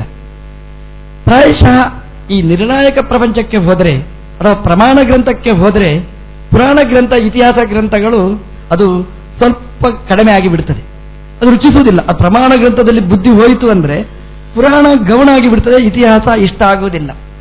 ಆದರೆ ರಾಯರ ಜೀವನದಲ್ಲಿ ಇದೆಲ್ಲ ವ್ಯತಿರಿಕ್ತ. ಆ ಪ್ರಮಾಣ ಪ್ರಪಂಚದಲ್ಲಿ ಎಷ್ಟು ವೈದುಷ್ಯ, ಅಷ್ಟೇ ವೈದುಷ್ಯ ಇತಿಹಾಸ ಪುರಾಣಗಳಲ್ಲಿಯೂ ತನಗೆ ಇದೆ ಅಂತ ತೋರಿಸಲಿಕ್ಕೋಸ್ಕರನೇ ಇಂತಹ ಕೃಷ್ಣಚಾರಿತ್ರ್ಯ ಮಂಜರಿ, ರಾಮಚಾರಿತ್ರ್ಯ ಮಂಜರಿ ಅನ್ನು ರಚನೆ ಮಾಡಿದ್ದಾರೆ. ಕೃಷ್ಣಚಾರಿತ್ರ್ಯ ಮಂಜರಿಯಲ್ಲಿ ಶ್ರೀಮದ್ ಭಾಗವತದ ದಶಮಸ್ಕಂದದ ಕಥೆಯನ್ನು ಪೂರ್ತಿ ಸಂಗ್ರಹಿಸಿದ್ದಾರೆ ರಾಯರು. ಇದು ರಾಯರ ಪಾಂಡಿತ್ಯ. ದಶಮಸ್ಕಂದ ದೊಡ್ಡ ಸಾಗರ ಇದ್ದ ಹಾಗೆ. ಅದು ಹೇಳಲಿಕ್ಕೆ ಒಂದು ಸ್ಕಂದ, ಆದರೆ ಪೂರ್ವ ಉತ್ತರಾರ್ಧ ಸ್ಕಂದ ಅಂತ ಇಟ್ಕೊಂಡ್ರೆ 2 ಸ್ಕಂದ ಅದರಲ್ಲಿ ತುಂಬಿದೆ. ಆ ಕೃಷ್ಣನ ಕಥೆ ದೊಡ್ಡ ಸಾಗರ. ಅದು ಪ್ರವಚನ ಮಾಡೋರಿಗೆ ಗೊತ್ತು. ಅದು ಅಲ್ಲಿ ಇಲ್ಲಿ ಕಚಾಪಚ ಮಾಡಿ ಹೇಳ್ತಾರೆ, ಪೂರ್ತಿ ಹೇಳಲಿಕ್ಕಾಗೋದೇ ಇಲ್ಲ. ಅದು ಒಬ್ರು ಕೇಳಿದ್ರಂತೆ, ಕೃಷ್ಣನ ಕಥೆ ಹೇಳಿದ್ದೀರಾ ಅಂತ. ಹೌದು ಅಂತ. ಪೂರ್ವಾರ್ಧ ಹೇಳಿದ್ದೀರಾ? ಹೌದು ಅಂತ. ಶುಕಾಚಾರ್ಯ ಹತ್ರನೇ ಕೇಳಿದ್ರಂತೆ, ಕೃಷ್ಣನ ಕಥೆ ನೀವು ಹೇಳಿದ್ದೀರಾ ಅಂತ. ಹೌದು ಅಂತ. ಪೂರ್ವಾರ್ಧ ಹೇಳಿದ್ದೀರಾ? ಹೌದು. ಉತ್ತರಾರ್ಧ ಹೇಳಿದಿರಾ? ಹೌದು. ಒಟ್ಟಿಗೆ ಎಷ್ಟು ಹೇಳಿದ್ರಿ ಕೃಷ್ಣನ ಕತೆ? ಪೂರ್ವಾರ್ಧದಲ್ಲಿ ಒಂದು ಅರ್ಧ ಕತೆ, ಉತ್ತರಾರ್ಧದಲ್ಲಿ ಒಂದು ಅರ್ಧ ಕತೆ, ಒಟ್ಟಿಗೆ ಎಷ್ಟು ಹೇಳಿದ್ರಿ? ಅರ್ಧಂಬರ್ಧ ಹೇಳಿದೆವು ಅಂತ ಹೇಳಿದ್ರಂತೆ. ಅದು ಹೆಚ್ಚು ಪೂರ್ಣ ಹೇಳಲಿಕ್ಕೆ ಆಗಲಿಲ್ಲ ಅವರಿಗೆ. ಏಕಾದಶಿ ಸ್ಕಂದದಲ್ಲಿಯೂ ಹೇಳ್ತಾರೆ, ಅಲ್ಲಲ್ಲಿ ಹೇಳ್ತಾರೆ ಅದು. ಆದರೆ ಅಷ್ಟು ಕತೆ ತಲೆಯಲ್ಲಿ ಉಳಿಯುವುದೇ ಕಷ್ಟ. ಅದನ್ನು ಸಂಗ್ರಹಿಸಿ ರಾಯರು ಮಾಡಿದ ಪರಮೋಪಕಾರ ಸಾಧಕರಿಗೆ ಅದು ಎಂದೂ ನಾವು ಅದರ ಋಣ ತೀರಿಸಲಿಕ್ಕೆ ಸಾಧ್ಯ ಇಲ್ಲ. ಅದಕ್ಕೆ ಉದಾಹರಣೆ ಕೃಷ್ಣಚಾರಿತ್ರ್ಯ ಮಂಜರಿ ರಾಯರು ಕೊಟ್ಟಿರತಕ್ಕಂತಹ ಕೃತಿ. ಅದನ್ನು ಪ್ರವಚನ ಮಾಡಬೇಕಾದ್ರೆ ಒಳ್ಳೆಯ ಸಾಮರ್ಥ್ಯ ಬೇಕು. ಬೆಳಿಗ್ಗೆ ನಾಗಸಂಪಿಗೆಯವರೇ ಹೇಳಿದ್ರು, ಗುರುಗಳ ಮಾತನ್ನು ಉಲ್ಲೇಖ ಮಾಡಿ ಮೊದಲೊಮ್ಮೆ ಓದಬೇಕು ಕೃಷ್ಣಚಾರಿತ್ರ್ಯ ಮಂಜರಿ, ಆಮೇಲೆ ಭಾಗವತ ಓದಬೇಕು, ಆಮೇಲೆ ಕೃಷ್ಣಚಾರಿತ್ರ್ಯ ಮಂಜರಿ ಓದಬೇಕು, ಆವಾಗ ಅದರ ಸೊಗಸು ಗೊತ್ತಾಗುತ್ತೆ ಅಂತ. ನಮ್ಮ ನಾಗಸಂಪಿಗೆಯವರು ಮೈಸೂರು ಸುಮಾರು 25 ವರ್ಷ ಆಯಿತು. ಓರಿಯೆಂಟಲ್ ಮೈಸೂರು ಇನ್ಸ್ಟಿಟ್ಯೂಷನ್ನಲ್ಲಿ ಅವರು ಡೈರೆಕ್ಟರ್ ಆಗಿ ಕೆಲಸ ಮಾಡ್ತಿದ್ರು. ಆವಾಗ ನಮ್ದು ಗುರುಗಳ ಪರ್ಯಾಯ ಇತ್ತು. ಆವಾಗ ಅಲ್ಲಿಯ ಅಧಿಕಾರಿಗಳಿಗೆ ಹೇಳಿದರು ನಾಗಸಂಪಿಗೆಯವರು, ನನಗೆ ರಜೆ ಬೇಕು ಅಂತ. ಯಾಕೆ ಬೇಕು ಅಂದ್ರೆ ಅವರ ಅಪ್ಪ ಹೇಳಿದ್ರಂತೆ, ನೀನು ಓದಿದ್ದೆಲ್ಲ ವ್ಯರ್ಥ ಅಂತ. ಇವ್ರು ತಲೆಬಿಸಿ ಯಾಕೆ ವ್ಯರ್ಥ ಅಂತ, ನೀನು ಓದಿದ್ದು ನನಗೇನು ಪ್ರಯೋಜನ ಅಂತ ಅವ್ರು ಹೇಳಿದ್ರಂತೆ. ಇಲ್ಲಿ ಬಂದು ಕೂತು ಇಡೀ ಸರ್ವಮೂಲ ಗ್ರಂಥ ನೀನು ಪಾಠ ಹೇಳೋ, ನೀನು ಓದಿದ್ದು ಸಾರ್ಥಕ. ಹೇಗಾಗಬೇಕು ನೋಡಿ. ಈಗ ತಾನೇ ಪ್ರವೇಶ ಮಾಡಿದ್ದು ಆ ಸಂಸ್ಥೆಯಲ್ಲಿ, 2 ವರ್ಷದಲ್ಲಿ ಮುಗಿಸಬೇಕು ಸರ್ವಮೂಲ ಗ್ರಂಥ. ಹೋಗಿ ಸಂಸ್ಥೆಯವರ ಹತ್ರ ಕೇಳಿದ್ರಂತೆ. ಸಂಸ್ಥೆಯವರು ಹೇಳಿದ್ರು, ರಜೆ ಹಾಕಿ ಹೋಗು. ರಜೆ ಅಲ್ಲ, ರಾಜೀನಾಮೆ ಕೊಟ್ಟು ಹೋಗು ಅಂತ ಹೇಳಿದ್ರಂತೆ. ನೀವು ರಾಜೀನಾಮೆ ಕೊಟ್ಟು ಹೋಗುವುದಿಲ್ಲ, ನೀವು 2 ವರ್ಷ ಬಿಟ್ಟು ಬರ್ತೇನೆ, ತಕೊಳ್ಳಿ, ಇಲ್ಲಿದ್ರೆ ಬಿಡಿ ಅಂತ ಹೇಳಿ 2 ವರ್ಷ ಆ ಕೈ ತುಂಬ ಸಂಬಳ ಬರುವ ಆ ಕೆಲಸವನ್ನು ಬಿಟ್ಟು ಮನೆಯಲ್ಲಿ ಹೋಗಿ ಅಪ್ಪನ ಪ್ರೀತಿಗೋಸ್ಕರವಾಗಿ ಅಪ್ಪನ ಒಳಗಿದ್ದ ದೇವರ ಸಂತೋಷ ಪಡಲಿ ಅನ್ನುವ ದೃಷ್ಟಿಯಲ್ಲಿ ಬಾಗಲಕೋಟೆಯಲ್ಲಿ ಹೋಗಿ 2 ವರ್ಷ ಅಖಂಡ ಪ್ರವಚನ ಮಾಡಿದ್ರು. ಇಡೀ ಸರ್ವಮೂಲ ಗ್ರಂಥಗಳು, ಅದರ ಒಟ್ಟಿಗೆ ಸಮಗ್ರ ಭಾಗವತ 12 ಸ್ಕಂದಗಳನ್ನು ಪ್ರವಚನ ಮಾಡಿದರು. ನಿಮಗೆ ಹೇಗೆ ಗೊತ್ತಾಯಿತು ಅಂತಂದ್ರೆ, ಇವತ್ತು ನೀವು ನೋಡಿದಿರಿ ಕೃಷ್ಣಚಾರಿತ್ರ್ಯ ಮಂಜರಿ, ರಾಯರ ಒಂದು ಶಬ್ದ ಇದ್ರೆ ಅದಕ್ಕೆ ಸಂಬಂಧಪಟ್ಟ ದಶಮಸ್ಕಂದದ ಆ ಶ್ಲೋಕವನ್ನು ಕೋಟು ಮಾಡಬೇಕಾಗಿದ್ರೆ ಅವತ್ತಿನ ಪ್ರವಚನ ಅದು ಇವತ್ತು ಅವರಿಗೆ ಬೆಳಕಾಗಿ ಬಂತು. ಅಂದ್ರೆ ಅಷ್ಟು ಆಳವಾಗಿ ಅವತ್ತು ಅಧ್ಯಯನ ಮಾಡಿದ್ರು. ನೋಡಿ, ದೇವರು ಎಷ್ಟು ಮೆಚ್ಚಿದ ಅಂತಂದ್ರೆ, ಆ 2 ವರ್ಷ ಪ್ರವಚನ ಮಾಡಿ ಮಂಗಳ ಮಾಡಿದರೆ ಆ ಸಂಸ್ಥೆಯವರೇ ಮತ್ತೆ ಕರೆದು ಅವರಿಗೆ ಕೆಲಸ ಕೊಟ್ಟರು ಅಂತಂದ್ರೆ, ನಾವು ನಿರ್ವ್ಯಾಜವಾಗಿ ಸೇವೆ ಮಾಡಿದರೆ ಭಗವಂತ ಮೆಚ್ಚುತ್ತಾನೆ ಅನ್ನೋದು ಅದು ಬಹಳ ಮುಖ್ಯವಾದ್ದು. ನಾಗಸಂಪಿಗೆಯವರಿಗೆ ಭಗವಂತ ಕೊಟ್ಟ ಒಂದು ವರ. ಏನು ಓದ್ತಾರೆ ತಲೆಯಲ್ಲಿರ್ತದೆ. ನೀವು ಅವರನ್ನೀಗ ಪರೀಕ್ಷೆ ಮಾಡಿ. ಅನುವ್ಯಾಖ್ಯಾನ ಗ್ರಂಥ ಸುಮಾರು 5,000 ಶ್ಲೋಕ ಇದೆ. ಅದನ್ನು ನೀವು ಕೇಳಿ, ನೀವು ಎತ್ತುಕೊಡಿ. ಅದನ್ನು ಈಗ ನಿಮಗೆ ಡೈರೆಕ್ಟ್ ಪರೀಕ್ಷೆ ಕೊಡಲಿಕ್ಕೆ ತಯಾರಿದ್ದಾರೆ. ಅಂತಂದ್ರೆ ಆ ಅನುವ್ಯಾಖ್ಯಾನದ ಮೇಲೆ, ಆಚಾರ್ಯರ ಗ್ರಂಥದ ಮೇಲೆ ಅವರಿಗೆ ಎಷ್ಟು ಪ್ರಭುತ್ವ ಇದೆ, ಎಷ್ಟು ಶ್ರದ್ಧೆ ಇದೆ ಅನ್ನೋದನ್ನು ನಾವು ಚಿಂತನೆ ಮಾಡಬೇಕು. ಅಷ್ಟು ಆಳವಾದ ಚಿಂತನೆ ಇದ್ದದ್ರಿಂದಲೇ ಈ ಗ್ರಂಥವನ್ನು ಇಷ್ಟು ಸುಂದರವಾಗಿ ಇಷ್ಟು ಜನರಿಗೆ ಆ ಶಾಸ್ತ್ರೀಯ ಪ್ರಮೇಯವನ್ನು ಮನದಟ್ಟು ಮಾಡಲಿಕ್ಕೆ ಸಾಧ್ಯ ಆಯಿತು. ಅವರ ಆ ತಪಸ್ಸು ಅದು ಬಹಳ ಅಪೂರ್ವವಾದ ತಪಸ್ಸು.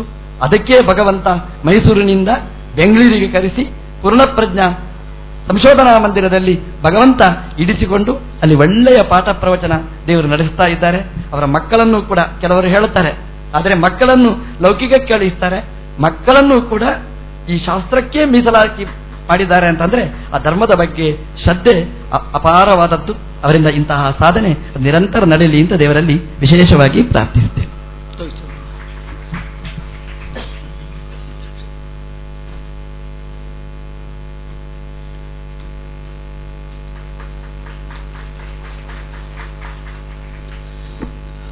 ನಂತರ ಮುರಳೀಧರಾಚಾರ್ಯ ದಾಸರು.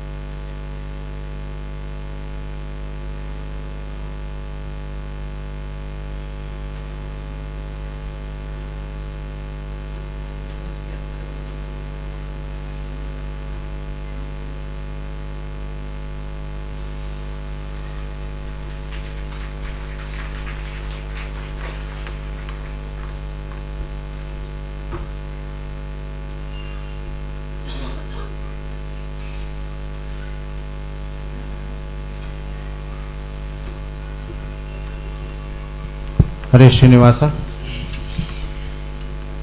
ಶ್ರೀ ರಾಘವೇಂದ್ರ ಸಪ್ತಾಹ ಮಹೋತ್ಸವದ ಈ ದಿವಸದ ಪ್ರವಚನ ಮಾಲಿಕೆಗಳು ಮುಗಿದು ಈ ದಿವಸದ ಆಕರ್ಷಕವಾದ ಶ್ರೀನಿವಾಸನ ಕಲ್ಯಾಣ ಮಹೋತ್ಸವ ಇನ್ನು ಸ್ವಲ್ಪ ಸಮಯದಲ್ಲಿಯೇ ಪ್ರಾರಂಭವಾಗಲಿದೆ. ಅದಕ್ಕೆ ಬೇಕಾದ ಎಲ್ಲ ಪೂರ್ವ ಸಿದ್ಧತೆಗಳು ಈಗಾಗಲೇ ಮುಗಿಯುತ್ತಾ ಬಂದಿದೆ. ಈ ಒಂದು ಕಾರ್ಯಕ್ರಮ ಪ್ರಾರಂಭಿಸುವ ಮುನ್ನ ಬೆಂಗಳೂರಿನಿಂದ ಬಂದಿರತಕ್ಕಂತಹ 2 ಭಜನಾ ಮಂಡಳಿಗಳ ಒಂದು 20-30 ನಿಮಿಷಗಳ ಕಾಲ ಭಜನಾ ಕಾರ್ಯಕ್ರಮ, ರಂಗವಿಠಲ ಭಜನಾ ಮಂದಿರ ಹಾಗೂ ಸುಮಧ್ವ ಸಂಘ 2 ಭಜನಾ ಮಂಡಳಿಗಳ ಸುಮಂಗಲಿಯರು ತಮ್ಮ ಭಜನಾ ಕಾರ್ಯಕ್ರಮವನ್ನು ಒಂದು ಅರ್ಧ ಗಂಟೆಯ ಕಾಲ ನಡೆಸಿಕೊಡ್ತಾರೆ.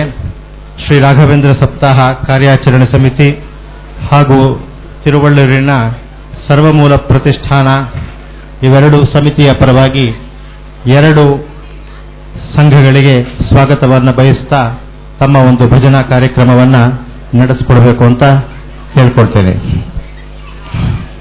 On this day,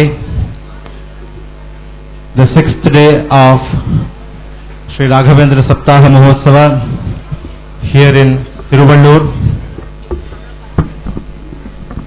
we have had the wonderful discourses from eminent scholars today like Panchamukhi Paumanacharya, Dr.